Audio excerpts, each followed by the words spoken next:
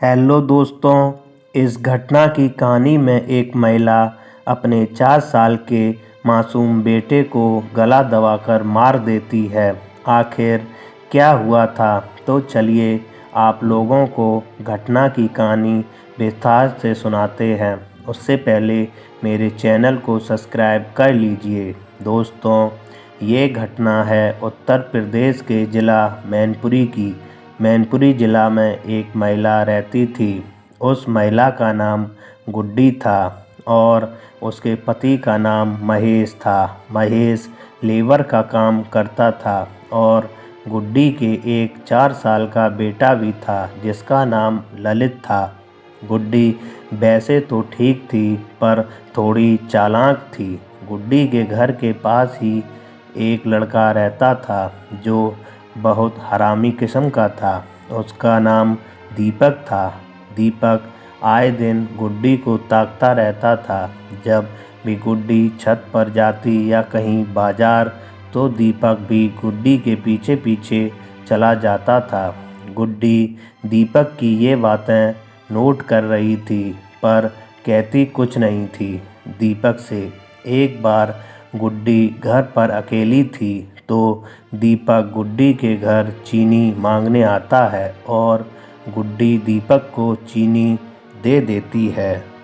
चीनी देते वक्त दीपक गुड्डी के हाथ को पकड़ लेता है तो गुड्डी कहती, ये क्या बदतमीजी तुम कर रहे हो? तो दीपक कहता, भाभी ये बदतमीजी नहीं है, आपकी सुंदरता का जादू है। आप इतनी सुंदर हैं कि हम खुद को रोक ना पाए और आपका हाथ पकड़ लिया। और कहता, भाभी पूरे मोहल्ले में आप सबसे ज़्यादा सुंदर हैं। गुड्डी जब इतना सुनती तो खुश हो जाती है। फिर दीपक कहता, भाभी मैं आपसे दोस्ती करना चाहता हूँ, क्या दोस्त बन सकती हैं आप? फिर गुड्डी बोल देती है कि बता देंगे, कुछ दिन रुको।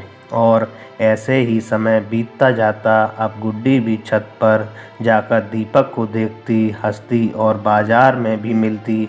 साथ साथ बाज़ार जाते, वहाँ खाना खाते और एक दूसरे का नंबर भी ले लिया। रात दिन एक दूसरे से बात करते।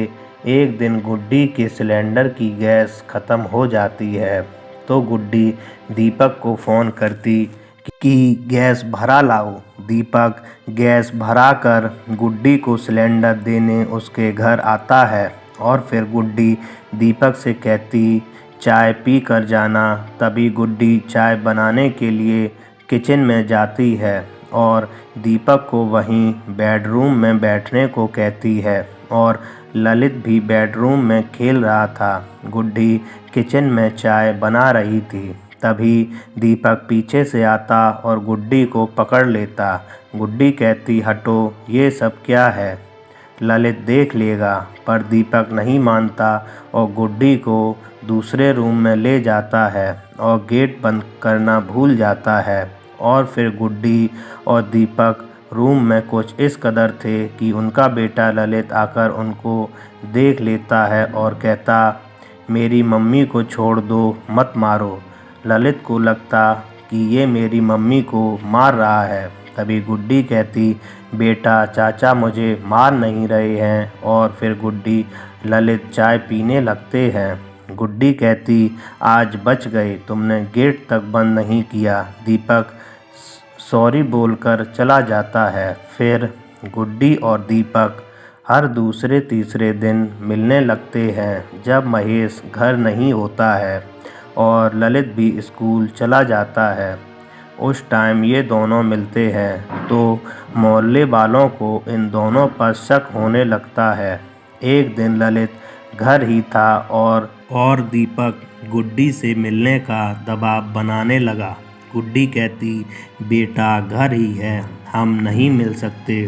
पर दीपक गुड्डी के घर आ जाता है और गुड्डी के साथ कुछ गलत हरकत करता है जिसको गुड्डी का बेटा देख लेता है और गुड्डी से कहता, हम पापा को बताएंगे कि आप चाचा के साथ लेटी थीं। जब गुड्डी ने ये सुना तो डर गई। ललित से कहती कि पापा से कुछ मत कहना, पर ललित नहीं मानता तो गुड्डी को इतनी गुस्सा आती है कि ललित को मारने लगती है और ललित का गुस्से में गला दबा देती है, जिस कारण ललित खत्म हो जाता है। गुड्डी दीपक से कहती, अगर ललित महेश को बता देता कि हम तुम मिलते हैं तो मेरी ज़िंदगी खराब हो जाती, इसलिए मारना पड़ा। फिर गुड्डी दीपक से कहती कि इसकी डेड बॉडी कहीं फेंक कर आओ। तो दीपक एक बैग लेता और उसमें ललित की बॉडी को डालकर सुनसान जगह पर फेंक आता है। जब शाम होती है, महेश काम से लौटता है तो पूछता कि बेटा कहाँ है। तो गुड्डी कहती, अभी तो यहीं बाहर खेल रहा था, पता नहीं कहाँ चला गया। तो महेश और गुड्डी ललित को तलाश करने लगते हैं, पर उनको ललित नहीं मिलता। फिर महेश ललित के खो जाने की रिपोर्ट थाने में लिखवाता है और पुलिस ललित को खोजने लगती है। गुड्डी से पूछताछ करती और मोहल्ले वालों से। तभी एक सूचना पुलिस को मिलती है कि एक बैग में 4 साल के लड़के की लाश मिली है। तो पुलिस घटना स्थल पर पहुंच जाती है और गुड्डी महेश को भी साथ ले जाती है। जब महेश बेटे की लाश देखता तो रोने लगता और गुड्डी भी रोने का दिखावा करती है। महेश बुरी तरह से रो रहा था। अब पुलिस को ललित की बॉडी तो मिल गई, पर यह पता करना था कि 4 साल के बेटे को कौन मार सकता है। पुलिस ने महेश के पड़ोसियों से जानकारी ली तो उसमें पता चला कि दीपक और गुड्डी एक दूसरे से बहुत मिलते थे और दोनों में अवैध रिश्ते थे। और पता चलता कि कल दीपक महेश के घर से एक बैग को ले जा रहा था। इतना सुनते ही पुलिस कुछ हद तक केस सॉल्व कर चुकी थी। फिर पुलिस ने दीपक को उठा लिया और दीपक की मार दी।